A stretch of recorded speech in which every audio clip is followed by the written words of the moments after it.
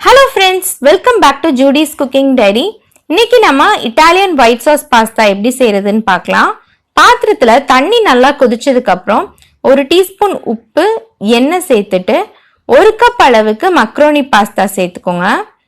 5 நிமிஷம் மீடியம் ஃப்ளேம்ல கொதிச்சதுக்கு அப்புறம் 80% அளவுக்கு நமக்கு பாஸ்தா வெந்துருச்சு.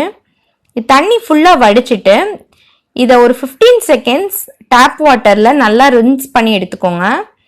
அப்ப நமக்கு பாஸ்தா நல்லா உதிரியா கிடைக்கும். பேன்ல 2 ஸ்பூன் அளவுக்கு எண்ணெய் சேர்த்துட்டு 8ல இருந்து 10 பல் பூண்டை பொடியா கட் பண்ணி சேர்த்துக்கோங்க. பூண்டு நல்லா வதங்கினதுக்கு அப்புறம் பாதி பெரிய வெங்காயம் பாதி தக்காளிய பொடியா கட் பண்ணி சேர்த்துக்கிறேன். இதுல நீங்க விருப்பப்படுற காய்கறிகள் எது வேணாலும் சேர்த்துக்கலாம். கேரட், கேப்சிகம் இல்ல மஷ்ரூம் கூட சேர்த்துக்கலாம். ஒரு பிஞ்ச் அளவுக்கு உப்பு சேர்த்துட்டு நல்லா வதங்கினதுக்கு அப்புறம் தனியா ஒரு தட்டுல எடுத்து வச்சிருங்க.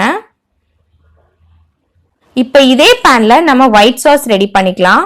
4 டேபிள் ஸ்பூன் மைதா சேர்த்துட்டு 2 நிமிஷம் லோ ஃப்ளேம்ல வச்சு சாட்டே பண்ணிக்கோங்க.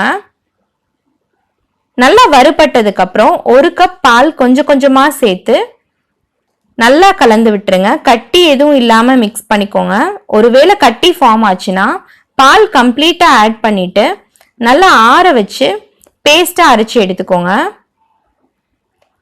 இப்ப நமக்கு நல்லா பேஸ்ட் ஃபார்ம் ஆயிடுச்சு. இதுல நம்ம ஸ்பைஸ் பவுடர் சேர்த்துக்கலாம்.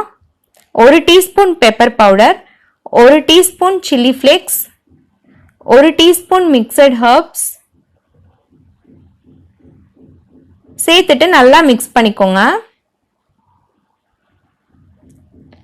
நம்ம வதக்கி வச்சிருக்கிற காய்கறிகளும் இதுல ஆட் பண்ணிக்கலாம். சாஸ் நல்லா கெட்டியானதுக்கு அப்புறம் நம்ம வேக வச்சிருக்கிற அந்த மக்ரோனி பாஸ்தாவை சேர்த்துட்டு 2 நிமிஷம் சிம்ல வச்சு கிளறி விட்டுக்கோங்க. இப்படி செய்யறதுனால ஒயிட் சாஸோட அந்த மக்ரோனி பாஸ்தா நல்லா பிளெண்ட் ஆகி சூப்பரா ரெடி ஆயிரும். உப்பு சரியா இருக்கான்னு செக் பண்ணிக்கோங்க. தேவைப்பட்டா இந்த ஸ்டேஜ்ல சேர்த்துட்டு நல்லா மிக்ஸ் பண்ணிக்கோங்க.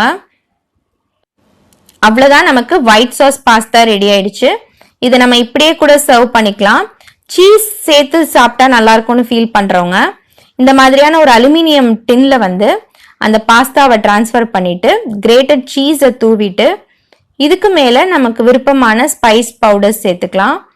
நான் இங்க 1 pinch pepper powder, 1 pinch oregano சேர்த்துட்டு இதை 2 to 3 மினிட்ஸ் மைக்ரோவேவ்ல கிரில் பண்ணி எடுத்துக்க போறேன்.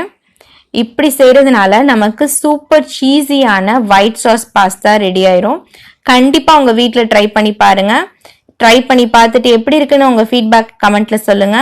இந்த வீடியோ உங்களுக்கு பிடிச்சிருந்துச்சுன்னா லைக் பண்ணுங்க. மறக்காம என்னோட சேனலுக்கு சப்ஸ்கிரைப் பண்ணிக்கோங்க. நான் உங்களை இன்னொரு இன்ட்ரெஸ்டிங்கான ஒரு ரெசிபி வீடியோல மீட் பண்றேன். அது வரைக்கும் ஸ்டே டியூன். தேங்க்ஸ் ஃபார் வாட்சிங்.